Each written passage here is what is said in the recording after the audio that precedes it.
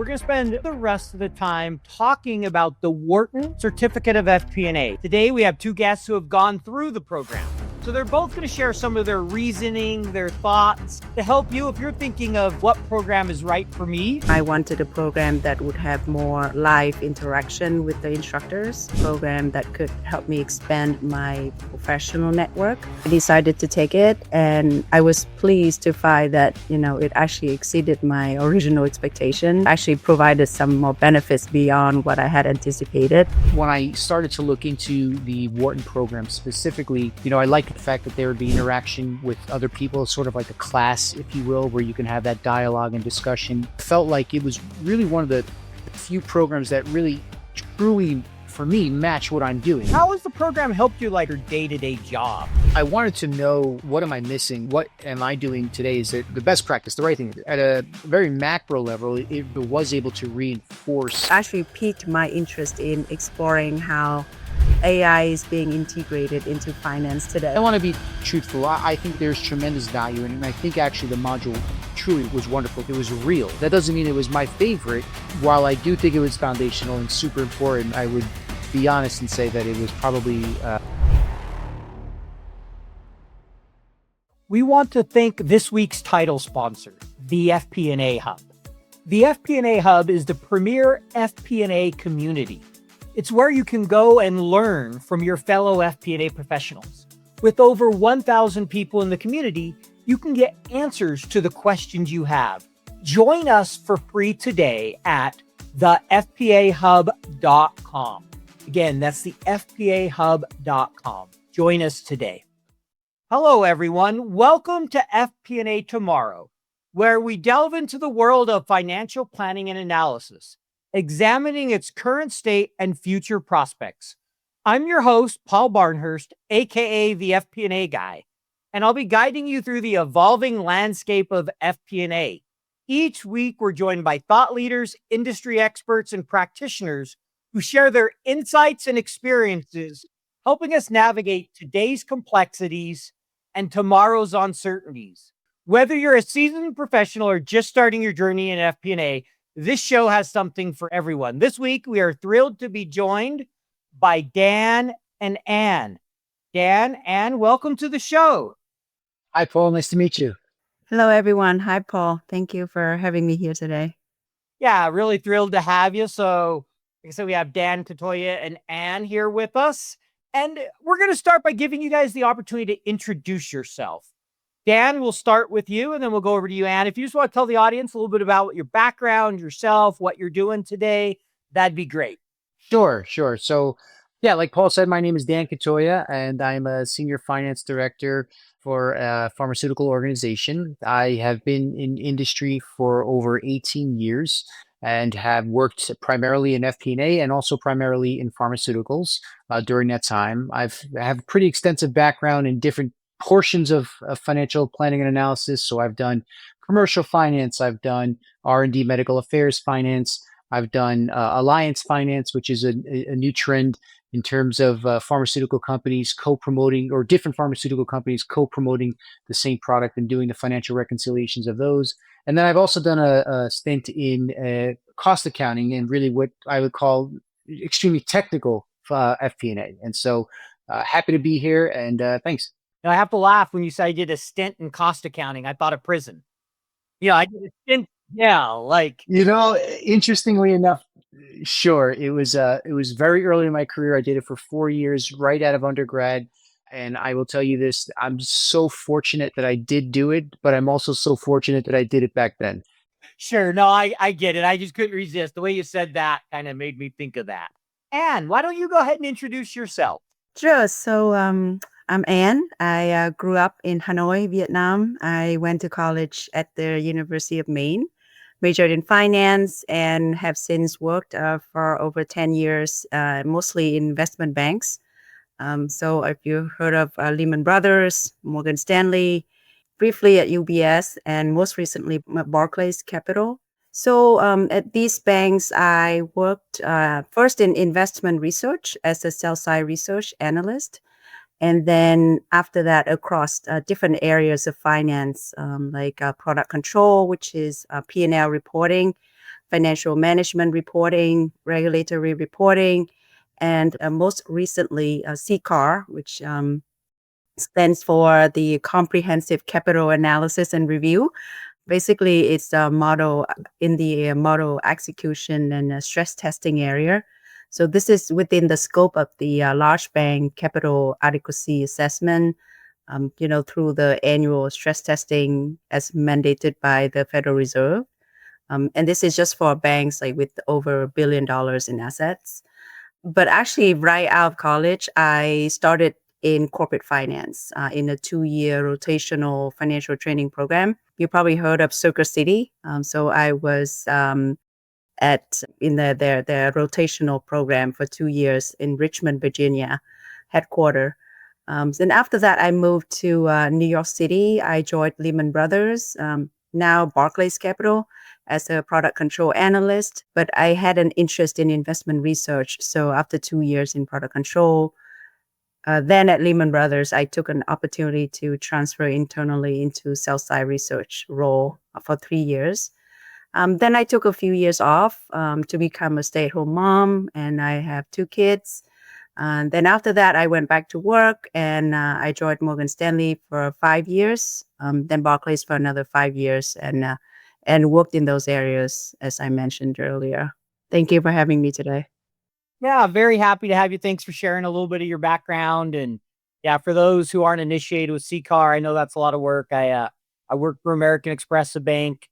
I had a lot of friends in the regulatory side dealing with CCAR. I actually once applied for a FP&A position with that. I didn't get it, and I think it worked out for the best for me long term. But Oh, no. and not because the work wouldn't have been good, just for my career is one of those. At the time, I was very disappointed. You know how it is, but it ended up being for the best for me. But I know CCAR is a lot of work and very important coming out of the financial crisis. It's in season now. It's peak now. Prevent another Lehman Brothers. Yep. So I should be in it. Good deal. Fun. All right.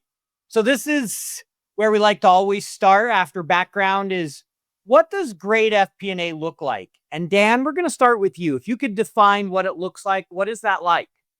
Yeah, sure. I think great FP&A ultimately is being able to identify the trends or the variances, the issues at hand, understanding, okay, what are we seeing?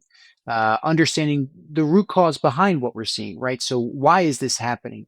But I think really one of the biggest parts of FP&A is then ultimately the actionable insights thereafter. So the so what, if you will, which is something that we try to work on a lot with my team is we found this. I understand the root cause of it, but what does it mean? How do we go forward with this? And what do we do to either stop what is negative in happening or enhance what the positive benefit of it is? And to me, that's really the crux of FP&A. It's really being able to find these insights and to help drive the business forward. And then the back end of that is ultimately being able to tell that financial story behind that, right? And I think a lot of times within an organization, you're dealing with stakeholders who don't have that financial acumen to the level that you do. And so you have to be able to synthesize that message. And I think that that's a really critical component of what great FP&A looks like. Yep, got it. Now it makes a lot of sense. Anything you would add to that, Anne? Any thoughts on that, of what great FP&A looks like? Wow, Dan, you covered it all. Sure. So it's just one more thing that I want to add is that it's, nowadays it's all about staying ahead of the curve, right? So what I've learned recently is, looking ahead, like the future of FP&A is going to change. So for a great FP&A, it's important to start building automation skills so you're not left behind, which means nowadays to understand how machine learning can improve the planning and forecasting, and how to use AI tools that are emerging in this field. So that's the only thing that I wanted to add. Yeah, I know it's exciting time with AI and some of that. You do have to stay current and be able to use the software and technology to make your job easier and to get more done. If you want time to be a business partner, you got to spend less time cleaning data, right? You guys have never spent a lot of time cleaning data, right? Yeah, sure. Oh, yeah. Dan's just laughing over there going, yeah, right. We still do that a lot, unfortunately. Oh, yeah. No, I think everybody does. AI We'll continue to help more and more of that, but we're still early. The promise and what the vendors are selling in reality haven't aligned yet. And whether they'll ever completely align, probably not, just like anything, right? Vendors always sell the perfect situation of what a tool will do. Then there's reality. I seen kind of Dan nodding his head. You never experienced that with any of your software platforms, right? Right. No, they've all been perfect. Exactly. As one guest I had on one time, he goes, as long as you have an okay ERP or accounting system implementation, he's like, notice I didn't say good, because there's no such thing as a good implementation. They're either bad or okay. And I just kind of laughed. So That's great. we're going to, just so the audience knows, we're going to spend most of the rest of the time talking about the Wharton Certificate of FP&A. So Wharton Online and Wall Street Prep put together a program. I talked a little bit about it on a previous podcast where I talked about all the different certificates out there. Today, we have two guests who have gone through the program. So they're both going to share some of their reasoning, their thoughts to help you. If you're thinking of trying to figure out what program is right for me, we'd love for you to hear from some people who actually took the program. So we're going to jump into that now. And the first question I want to ask, and we'll start with you here, Anne. What was your main reasoning, or what was the thinking behind taking this certificate of FP&A from Wharton, from the Wharton Online? Yeah, so right out, the first reason was that last year I was looking to transition back into corporate FP&A environment after like about a while working in investment bank. So I started looking around for a high quality and well credited FP&A program, to refresh my knowledge, to enhance my knowledge in this area, the core skills and all that. But I wanted to learn in a structured way and, develop the expertise to become a great one. And especially now with the AI technology continuing to evolve.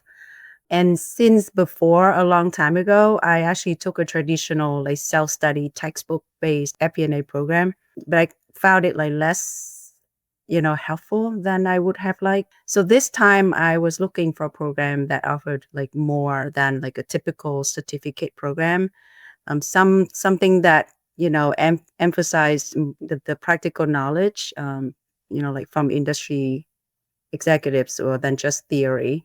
And because of my experience with the old one, I wanted a program that would have more live interaction with the instructors, those that have like deep industry experience. And then the next thing that I was looking for is that a program that could help me expand my professional network beyond banking into other industries, all of them, just because I was always in banking and most of my connections is in banking. So that was the top of my mind. So that way I could learn from like diverse FP&A professionals when I re-enter the field, and I could grow faster. So when I was searching for the right program, I actually came across a LinkedIn post from my old boss, and she's like a seasoned finance leader from leading investment banks too. And she posted and she said she just earned like an FP&A certificate from the Wharton and Wall Street Prep program, and she was very happy with the course. So I got interested immediately, and I reached out to her, and although she was very busy starting a new job, and she really very kind and generously spent hours discussing the program with me, and she spoke very highly of it. So after our conversation, I was fully convinced, and I felt that this comprehensive program was, right for me, because it sounded like it would provide me with everything that I was looking for in the certificate course. So I decided to take it, and I was pleased to find that, it actually exceeded my original expectations, since it actually provided some more benefits beyond what I had anticipated, like this interesting conversation that we're having now, which I would never have imagined. Well, I'm glad you're here, and I know, just so the people know, both our guests, this is their first time on a podcast, so they made me promise I'd be nice, so I can't ask any questions today, just so the audience knows. But they're doing great. Thank you for doing this and for sharing, your reasoning. Dan, what about you? What was your reasoning for doing the program? Sure. Yeah. So, Anne covered obviously a lot of it. But for myself, on a personal level, I've always wanted to make sure that as my career has progressed, that I stay on top of industry trends. I don't get complacent in what myself or my teams are doing and responsibilities. And so, it felt right for me to start to look for an opportunity to reinforce some of my, experience over the years. And when I started to look into the Wharton program specifically, I like the cohort element of it, right? The fact that there would be interaction with other people, sort of like a class, if you will, where you can have that dialogue and discussion. Obviously, the networking component is a critical part of it. Similar to Anne, I've got a very strong pharmaceutical network, but this offered me an opportunity to expand that network into FP&A professionals, but also outside my sector of expertise, if you will. And I think the other part of it too is the holistic component of it, right? And we talked a little bit and mentioned it too, the Gen AI piece of it, right? And so staying on top of industry trends. And for me, it's important that I try to remain, or always want to remain, an early adopter into technology and versus being so reactive potentially. And I think that when I kind of went through all of those things, I sort of landed on this program because I felt like it was really one of the few programs that really truly for me match what I'm doing. Right, some of Sure. the other components there are puts and takes that are portions of your job, but this really was tried and true at FP&A. And just kind of gave me what I was looking for in terms of making sure I check all the boxes that I wanted to from a personal development standpoint. No, that makes a lot of sense. There's two things you said. I just want to ask a little bit of a follow up. First, you manage a team. You're a senior director. What was the response of your employees when they're like, "You're going to go spend 10 hours a week learning FP&A"? Like, were they all supportive? Were they kind of surprised? I'm just curious.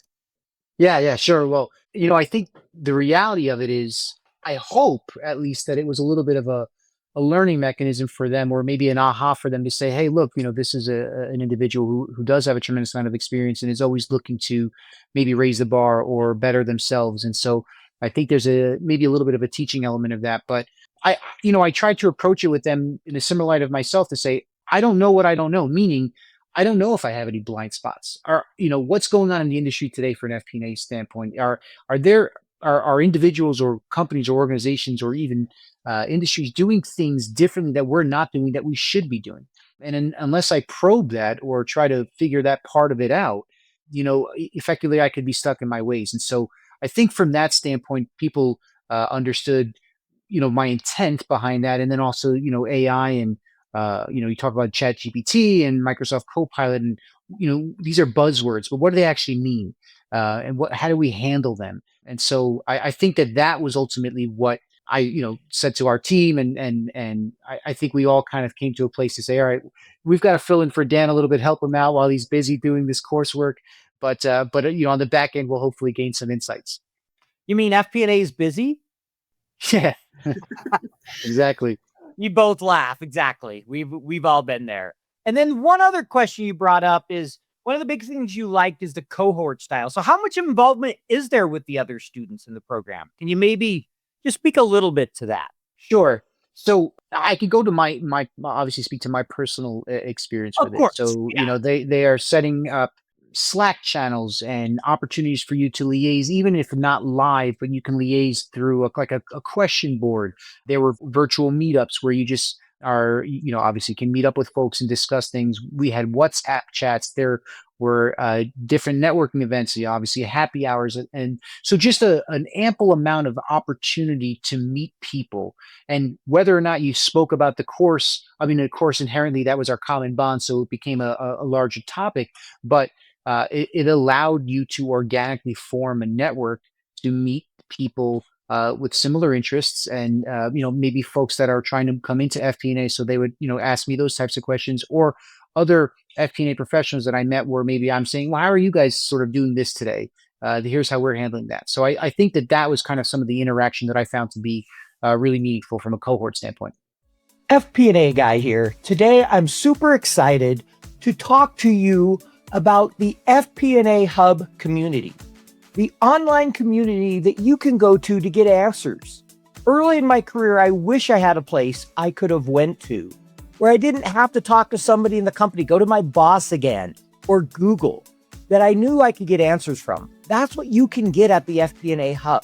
You can make friends, you can learn from others, you can attend events, put discussions and posts out there. You don't have to worry about all the selling and cheat sheets and stuff you get on LinkedIn. This is real conversations by real FP&A professionals. We have over 1,100 people in the community, and it's absolutely free. That's the best thing. So please go ahead and join today, the FPAHub.com. You can join for free at the FPAHub.com. And the FP&A Guy looks forward to seeing you in this free community. Join today. Okay, thanks, Dan. Anne, I have a question for you. I'm curious, were there other programs you considered? You'd taken that, you said, I think it was text-based, kind of textbook type program before and didn't quite have what you want. So, was it really just Wharton? I think you mentioned you found somebody who took it. You asked them a lot of questions. So I'm guessing you kind of zoomed in on this one this time, but were there other programs you considered before you enrolled in the Wharton Online program? It's actually Wharton was the first one that I came across, but because of that personal connection with my old boss, and I got like all the information from her, and I just found that it was content rich. It sounded practical because they have like industry leaders coming to talk about different topics, how it is applied in like a real world.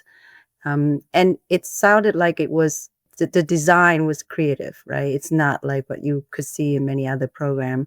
So I thought that it was like would be a perfect fit for me. So, and then I reached out to the coordinator, and we had a conversation about it, which she reaffirmed all the things that I heard about it. And obviously my old boss like strongly recommended it and spoke highly of it. So that was kind of a win for me. So I didn't feel the need to explore other options at that point. No, it makes a lot of sense, right? We all love when we get a good recommendation from somebody for something.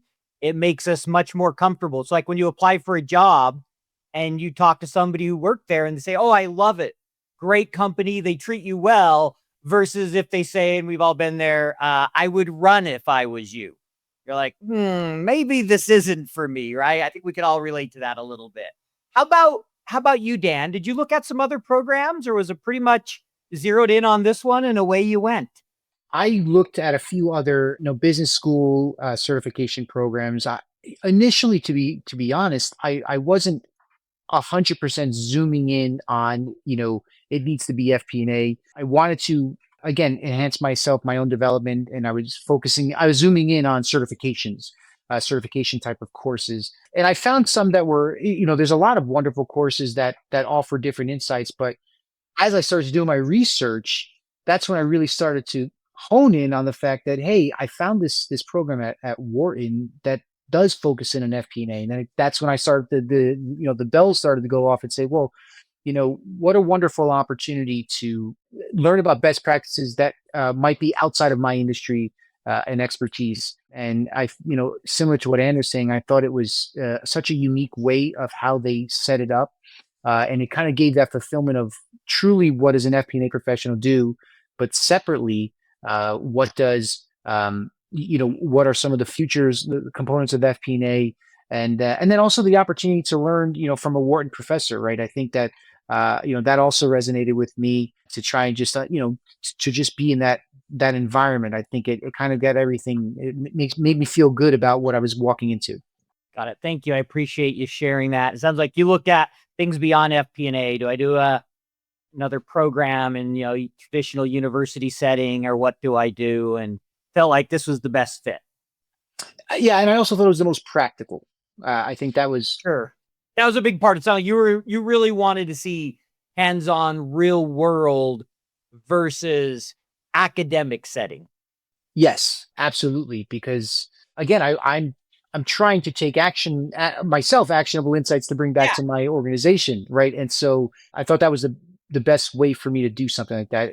Less theory and more, true discussion around the profession.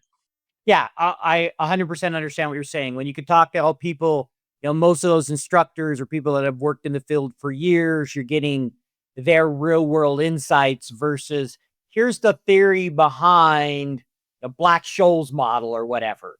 So I did that one for you, Ann, investment banking. I figured you might recognize that term. No. So I'm curious, what was your key takeaways from the program? As you look back now, what's maybe the key thing you took away from this program, Ann? Yeah, sure. And actually, I wanted to add to the previous question because I actually had that very similar question to my old boss when I was talking to her. Like, why did she pick that? Because she just took the program, and then she said that one of the biggest, the one that beyond other courses out there is the networking opportunity. So that sort of got me sold on it. So the key takeaway from the program is that this program offers a variety of features that cater to different individuals, like you, like me and Dan. We benefited from different ways, with different goals and different aspirations. But if you're like me, this program could be a good fit for you if you're looking to transition into corporate FP&A like me, and seeking like practical insights into the roles and responsibilities of the FP&A profession. And it's done in a very easy to follow format, like I said, virtual meetings, one-on-one. And then the second thing that take away is that if you want to receive the professional advice and career guidance and resume and interview strategies for FP&A roles and learn how to navigate the FP&A recruiting process, they have like these direct one-on-one meetings with the successful corporate FP&A leader who taught the program. So that is a benefit that I don't think that is available in other typical like certificate program out there. And then, obviously, if you want to understand what's included and you want to aim to enhance both of your soft and technical skills for current and future FP&A functions like AI, on that, then, this is done through a very interactive and creative learning platform.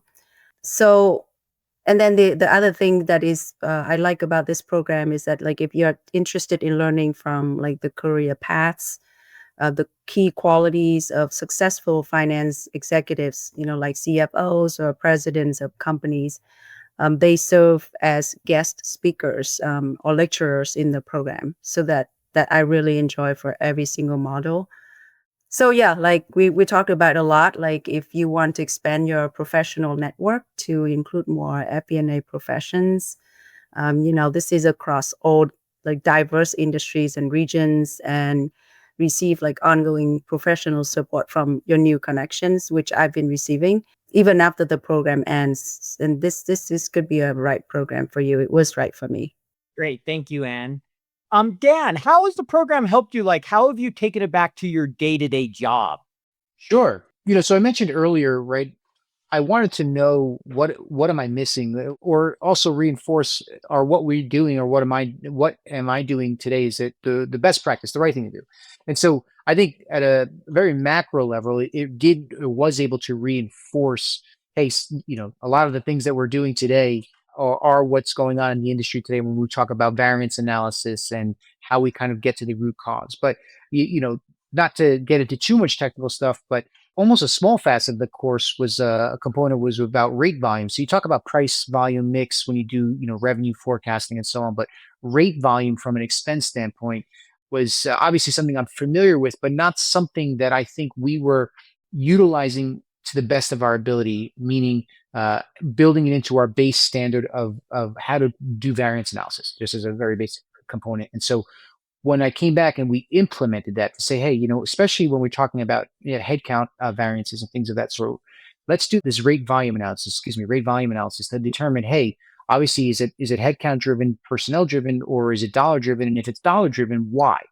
Right. And that is one of the more practical components of what we brought back. And then, the other thing is we talk about Gen AI, right, and Microsoft Copilot. And so to me, that's something that I've personally taken a big step forward in using in my day-to-day component of things is just understanding, hey, I've got to present something, just interested in an outline potentially of like, what would be maybe the course of action to get the point across that I'm trying to make. And so, and sometimes I don't use it. So, not using the output, I'm using the outline. Sometimes I say, you know what, I think I could explain it better, but at least it probes my creative thinking, right? And I don't know that was something that I would have been able to do organically, right? And so, and I think that's been a really nice takeaway for me on the personal front. So I think those two components of reinforcing, learning something new to do more day to day, and then the Gen A piece are really some key takeaways that someone like myself who's been in the industry for a long time can still utilize and bring back and use going forward. Thanks for sharing that, Dan. And I would love to know, how has the program helped you since completing it? What are maybe some of the things you've taken away on a daily basis, or things where you really feel it's helped you? Yeah, so it helped me in many ways. So like I mentioned before, I took this course to prepare me to transition back to corporate FP&A from an investment bank. So from this perspective, first, like because I gained a deeper understanding of the role, and having the FP&A knowledge and the skill set refreshed in many areas and expanded in some. So it boosted my confidence. And when I, prepare for a job interviews for FP&A roles, and it helped me tailor my strategies. And I think that if and when I start working, perform the job, then I would be able to do it more effectively once I transition into the role. And then the second thing is that this program is special in a way that it has a direct one-on-one meeting. So I took full advantage of that, and it's like only 20 minutes a week, but it's done by the like a FP&A leader who taught the program. So I received like the personalized professional advice, career guidance, resume reviews, and interview strategies for the FP&A roles that is tailored to my background. So that's like very valuable to me. This, level of personalized support is unique, unique in a feature of this program. So the next benefit is that, I achieved one of my key goals from the program, which was to grow my professional network significantly. So I think I doubled it. I did put a lot of due diligence on it. Like I connected to everyone that I could, and I kept conversation with them. I shared my input about the program, my thoughts. And so we exchanged messages and everything. It was not just like, hey, connect. So that was very beneficial. So what that means is that, when and if I need to learn about a company or industry, I feel like I could tap into my network to find some support, to get some insight about those companies. And that was one of my intention. And it was very interesting and very rewarding to know more people, the professions like you. And obviously this podcast is a great example of how the program has, enabled me to connect with so many more professionals. And in return, I'm also, providing support to whoever reaches out to me to ask questions. So it's very, very fun and very rewarding. Good. I'm glad to hear you say that. It's always great to have rewarding, and it's great for programs that give you that help with job and consulting and different things like that. There's many of them don't. I know a few that have started to add some things like that, and it's great that Wharton Online has that. Next question. So this is kind of a moment of truth question. I think they say it takes you right now 10 hours a week. First cohort was something like 8. How much time did you really spend a week, Dan? Yeah, sure. So I joke with Christian, the program lead on this, when he first asked me this question. So I was part of the first cohort, and I was told it was 6 to 8 hours, and then at most 8 to 10 hours. And to be real, I would say truthfully, it's north of that. I'd say, and it varies by module, but really when you're in the crux of the modeling and the crux of the coursework, it's truly 10 to 15 hours, a week. And that's, from the start of the modules to the end of the exam. And Sure. then it could even be longer, when you listen to all the guest lectures and so on. And there were times where I had to go back and maybe weren't able to listen to the guest lectures for that given week, but would go back and listen to them. But simply put, the course is not it's not easy. I don't know how to say that way, but I mean that with all due respect, because I think it's meaningful, right? You're putting in this time, this effort, and hopefully gaining and getting out of it what you're ultimately paying for. And so it definitely does take time, but there's also a really good reward at the end of it, in that sense of fulfillment, and then also obviously the accomplishment of getting the certification. Got it. Well, thank you. No, and that's good just for people to know, to go in and say, look, here's the average they estimate. Many people spend more than that. Be prepared. And what about you? How much time did you put in a week? Oh, that's the question that I thought about the longest. Couldn't count. I'm still spending time on it now. There are many like electives that I very good that I have not been able to go through. But just for during the course, then I would say at least 12 hours for me. So that covered the time to go over all the video lessons. I would say say 6, could be 7, could be 5. Take notes. I did not take notes as much as some other people, but I did, rewind the video. So that counted as taking notes. Practice quizzes. And I took full advantage of the office hours, which is once a week. There's a one-on-one meeting, about 20 minutes, but I prepared for it. So that was some time. And of course, exam time, depending on each person, but it could be 30 to 50 questions. Could be very long. So, and then the exam result review, because, the questions can be challenging and could have been interpreted many different ways. So yeah, it's very comprehensive. It's no joke. It has elements that keep it not dry, interesting. There's always something new or something deeper or something fun or something practical to learn from. So it was long, but it was good. FP&A Guy here. Today, I want to talk about something that can help you in your career. That's FP&A certificates. We all want ways to stand out and to validate to our employers that we're serious about our profession and that we understand that. A great way to do that is to get a certificate or a credential that demonstrates your ability to do the work. There are several great programs out there in FP&A and financial modeling, and I cover those on my website.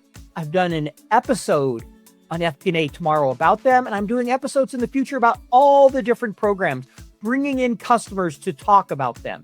So if you're interested in showing your employer that you're serious about FP&A and upgrading your skills, look at an FP&A certificate. There's ones from FPAC, Wharton Online, CFI. FMI offers a great one for advanced financial modeling. There's the FP&A Professionals Institute and others. And I cover all those on my website. So go to the FP&A Guy and check them out. Go to Certificates and Courses, FP&A Certificates. And the best part is, with each of these programs, I have a discount code where you can receive a special discount for taking that program. So check it out today. Level up your skills by earning a certificate or credential to demonstrate your seriousness around FP&A. I hear you, but I saw Dan kind of nod, who said there could be a lot of questions for some of the exams. I think it was for Cohort 2. I reviewed some of the questions. They always have a second person reviewing them. And being one of the instructors, I think I've mentioned that before, but if people have followed me, they know I was one of the instructors in the program. So I'm quite familiar with it. I know, Christian well. And so I've seen some of those test questions, and I know some of them, sometimes they're hard to not make them a little ambiguous. There's always some challenges, and you definitely need to be paying attention. So I would agree with both of you on that. All right. Next one. This should be kind of a fun question, and maybe we'll start here with you on Anne. Was there a favorite module or section where you were like, wow, I really learned a ton. I love that just kind of stood out to you? I know usually people have an area they kind of enjoy the most when they're doing a program. Yeah, like I said, the way that it's designed, I think it's clever. because it's just always something in a model. Like it's not the whole thing, but there's always fun. But so I think about it as I define my favorite module as one where I learned something completely new, right? That I did not know before, or barely, and intriguing. So in the context of finance. So that's why I got to I highlight the last module in the course. It's titled like Preparing for the Future of FP&A. So what this module does is that it's focused on how FP&A professionals can leverage tools like ChatGPT to save time and become more effective. And then I learned how to use the free version of the tool to analyze data, to protect sensitive information and to write financial commentary and to visualize results. So I found this one, very fascinating, and which actually piqued my interest in exploring how AI is being integrated into finance today. So I had a little adventure after that. So I recently embarked on a small adventure with a company specialized in AI and machine learning, inspired by that module. I took on projects with them as an AI trainer for finance, where I help train AI models for financial analysis and strategic planning. And it's done in an interesting way that it I leverage my finance expertise to stimulate like complex and real world scenarios. It has to be like no textbook scenarios. And then it to help AI systems to understand and execute the more advanced financial tasks effectively. So that is one of the immediate benefits of taking the course, and I truly enjoyed the opportunity to dive deeper into the AI applications in finance from that module. Thank you. Appreciate you sharing that, Anne. I was hoping you'd say the Power Query section. No, I'm kidding. So next one is at the Power Query. I after that I took another Power Query course because I couldn't have enough of it. I actually earned another certificate of Good. Power Query from the Corporate Finance Institute. Love it. Yes. And so for anyone who doesn't know, I did the Power Query section. That was some of the training I did. So I was just kind of joking with Anne there. That was a little bit of an inside, so people don't know. But Dan, what about you? What was your kind of favorite module or section? Sure. This is totally unprompted, actually, but Module 4, which is financial analysis in FP&A, happened to be my favorite. And of course, actually, Paul, that is where your Power Query one came to be. But, we talk about different goals and different motivations, right? So Anne's motivation is a little bit different than mine, but my big motivation was, wanting to make sure, reinforce and relearn and the different techniques that are going on today in FP&A to make sure that, we're doing the right thing in our business and in my team. And so module 4 kind of was the crux of, in my opinion, of FP&A, right? You talk about, Power Query, but you talk about data cleansing, right? Some of the hardest parts of being an FP&A is starting. All right, I've got a big chunk of stuff, and I need to provide an actionable insight about it. And so, I think that was a really wonderful module to kind of walk you through the steps. All right, so here's this data component. How do we kind of parcel this out and get some meat, if you will, that we can look at, and then some of the different techniques and variance analyses, and what is a variance analysis and what does that mean, and then ultimately being able to convey that story, right? And so I found that to be, for me, the most practical for what I was looking for out of the course. And it just was a really good foundation for someone who might be wanting to come into FP&A, frankly, to understand what does a day-to-day kind of situation look like. Well, that was it. And you made me kind of chuckle as you were talking about, how we deal with data. Real life FP, you spend a lot of time with data. I saw something that once said, how would you describe the job of an FP&A professional? And the description was, we spend 80% of our time cleaning data and 20% complaining about the data we have to clean. Right. There are definitely days it feels like that. I mean, obviously it's an exaggeration, but it kind of made me chuckle because you do spend a lot of time cleaning and working with data. If that's stuff you don't enjoy doing, or at least can't tolerate it for the other stuff you really enjoy, this isn't the right place for you. If that's a truly painful thing, then you might want to rethink your profession, because at least still today. Hopefully we'll get better and continue to with AI and other things, but you're going to spend some cleaning. All right. And learn power queries. Yes. Thank you, Anne. I I love the wish I plug. had Learn done that Power before. Query. I did see Cara. Yeah, Power Query is a wonderful tool. I talk about it a lot. I had a guest one time that said, when they described their favorite thing about Power Query, they said, or about Excel, they're like, my favorite thing of Excel is Power Query. Angels came down when I learned about it, and I just kind of laughed. So we've had some fun moments around that one. Is there a section you found less beneficial or didn't enjoy as much? Not to say it's a bad section. I mean, I imagine they're all good modules, but was there one of those you're just kind of like, I already know all this, or I'm never going to use this in my work, or maybe you just thought wasn't as beneficial to you? We'll start with you, Dan, on this one. I probably gave it away earlier in the interview when I said I did a stint in cost accounting. So and I want to be truthful. I think there's tremendous value in it, and I think actually the module truly was wonderful. It was real. That Sure. doesn't mean it was my favorite. Of course, and that's why I say least favorite. I'm trying to be fair. It was very technical, but everything that we were taught in the module is really what a cost accountant does, right? You're talking about setting standards, and you're talking about overhead rates, and really what I'll say dense technical skill set. And so while I do think it is foundational and super important, I would be honest and say that it was probably maybe not my favorite of the program. Very diplomatic, Dan. Spoken like a senior finance professional, when you were that bad commentary, that bad month. Well, but we had this strength, and well, you have to be aware of this. And I get it. Well done. You get an A for that one. Anne, how about you? Yeah, so I've thought about this, and unfortunately, like I don't have a list favorite module either. And the reason is because I think, like I mentioned before, like this program, the way that it's designed, it's creative and it's thoughtful. So it may not be the case for all of the content in a module. Like there's no way that a module can have everything that you like, right? There may be something that you don't like. But then because the things that I like kind of made up for it. So each offers something interesting, some thought provoking, something valuable for me, something that can, help meaningfully to enhance my skills, or just something, enjoyable to listen to. So it could be like a new concept completely, or it could be like understanding, how the theories we learned are implemented practically in the real world.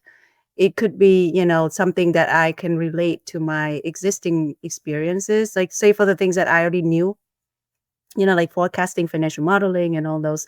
But then put in the context of the corporate FP&A, then I could relate to it. So it was not boring.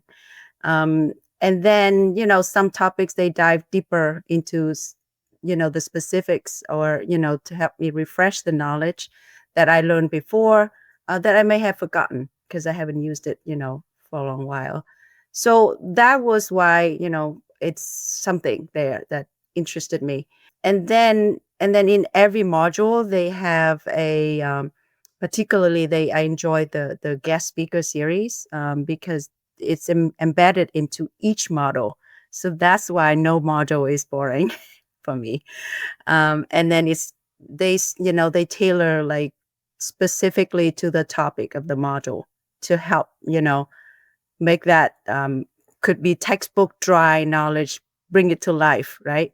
So that's why it's interesting. And the guest speakers are all finance executives and CFOs, and it's all like from different companies, different industries, and company sizes. So hearing from them directly, and hearing how the theories that we just learned, like 2 hours before, implemented practically. So that's why it was interesting and valuable. So that's why it's hard for me to pinpoint any particular Sure. module. Like say, strategic cost accounting, it kind of came up to me too, but because I wasn't always in accounting, but then it had other things to like make it interesting. Like, there would be someone talking about how it's applied in the real world. So that's why I couldn't find one. Like if they just have one module that there's not so many different elements, and there might be, but the way that they Well, I'm design glad you it, enjoyed them I think all. it's clever. Thank you. Thank you for sharing that, Anne. I appreciate it. We're going to move into the FP&A section. This is a standard question every guest gets. We'll look for just kind of a quick short answer to get your thoughts on these. So we'll start here. I think we'll start with Anne here. What is the number one technical skill that FP&A professionals need to master? Oh, wow. That's a lot. Yeah, so the technical skills, there are a long list of them, right? Financial modeling, and you go from, I would say, I don't know, 5 or 7: accounting, forecasting, Excel, including Power Queries, root cause analysis, budgeting, reporting, presenting, all that. But I think the number one would be, for me, would be financial modeling. Because it's the foundation, and I was fortunate enough. I've been working many, many years in financial modeling. So it's the foundation for budgeting, forecasting, scenario analysis, all kinds of fun things, stress testing, CCAR, sensitivity analysis. So if you master this, like, you can build robust models, different scenarios, assess risks, and if you want to be able to make recommendations, and you have like a data-driven recommendations, it's not just back of the envelope. And yeah, so that is, to me, that is financial modeling. All right. Dan, what about you? What do you think that number one skill is? To me, it's analytical proficiency. I've sort of made that up, but I think it encompasses a lot of what Anne was mentioning too. But at the end of the day, the goal is for us to deliver a solution or an insight for create progress for the organization one way or the other. And you can't do that unless you can really analyze information and get to really the deep components of what is the issue at hand. And so I think sometimes there might be instances where people just do maybe just get to the surface level, the source of an issue or the variance, and present it as such, but not actually going in further and understanding, well, how do I change that? And so to me, that is all encompassed in what I'll call analytical proficiency. I like it. Good term. Appreciate that. And thank you for both those answers. We'll move to the next one. So what's the number one soft skill, Dan, that we need, or human skill, whatever you want to call it? Yeah, sure. To me, absolutely, it's being able to confidently convey and tell a financial story. I think many FP&A professionals, we all sort of start with that technical foundation, right? That's the source of all of our efforts when we're younger in our career. But I think what starts to separate people as you progress in your career is being able to then tell that story, synthesize that message, and convey that to leadership, but also to stakeholders who may be outside of finance. So that soft skill, that communication component, is as important, and in some respects maybe even more important than the technical side of things. You obviously need the technical foundation, but if you can't explain it, then what good is it? And so I think that's something that takes a lot of time to learn. But when you can get there, then you're really rounding out your career and your skill set. Great. Thank you. And what about you, Anne? What's that softer human skill that you think is number one? Yeah, I completely agree with Dan, and communication skills. So it's the hardest to master, but it's the most important one. Yeah, definitely communication's huge. I mean, yeah, that's the one we hear a lot. Obviously, modeling, we hear a lot. We've heard analytics. It's always fun to see the difference people have, because there's no right answer or wrong answer to these. It's, hey, what do you think is most important? I guess I could say there are a couple wrong answers. I'm sure there's some things, if I heard it, I'd be like, I don't know where that came from. But anyway, so now we're going to ask you one question each, just kind of in the interest in time, as we're about ready to wrap up here. Kind of personal question, just kind of a fun one. So we'll start here with you, Dan, on this one. If you could have any job in the world for 1 week, what job would you take and why? Sure. I think about this, and I guess it's a little bit cliche, but to be honest with you, I think I would love to be honestly a professional athlete in a team sport like football or baseball. And putting money aside for a second, I know which is I shouldn't say that in this podcast, right? But it's actually the team element that to me is I think the coolest part of it, right? I was fortunate enough to grow up playing sports, and some of my best friends today are guys that I played sports with growing up, and so that you miss that team element, and I just think it would be such a cool experience to be an athlete, be in a game, and kind of go through the trenches with your teammates and sort of form that bond. It's hard to replicate that in a day to day, and so that would be what I think a really neat experience to do if I had the opportunity to. All right. So if you could be any athlete in any sport for one game, who are you going to be? Oh my gosh. You know what? I'll just say I'd like to be LeBron James, because that way I could just be the best at my game from a basketball standpoint, the best player, the best teammate, and it would be cool to be that awesome. As I say, you just want to be king for a day. Yeah, exactly. Anyone who follows LeBron will know what I'm talking about there. If not, you can go Google it. All right, Anne, here's your question. What did you want to be when you grew up? What was it when you were a child? You're like, I want to be this. Yeah, so many people can answer that question so easily. But for me, like it's funny when I often think back to when I was grown up, like what I wanted to be, and I realized that I really never had a clear idea of what I wanted to be. Maybe nobody asked me that question then to provoke my thoughts. I do remember clearly, though, that I did not want to be what I did not want to be. So one is I ruled out becoming a doctor or a nurse because I wasn't great at chemistry at school. So not sure about pharmaceutical job, Dan. Teaching wasn't also for me either. I did not enjoy like tutoring my little brother. Even for the subject that I liked in school more than others, like math. Tutoring your brother. Yeah, so back then when I grew up, we didn't have much else to do besides school. So the subject so mostly about school, right? So the subject that I enjoyed the most in school was math, because I had a great math teacher then. So, and my mom used to work in banking academic institute. So I think that's probably impacted me naturally. I envisioned for a future, in finance, perhaps at a bank, which was a path that I eventually pursued when I moved to America. So I guess finance. So now I want to be in corporate FP&A instead of in investment bank. Got it. Well, thank you. Thank you both for joining me. I really enjoyed our chat today. Appreciate all the advice you've given us. And, let's say someone's listening to this podcast and they'd love to get in touch with you or potentially ask a question. Is there a best way for them to do that? Is it LinkedIn or, what would you say, Dan?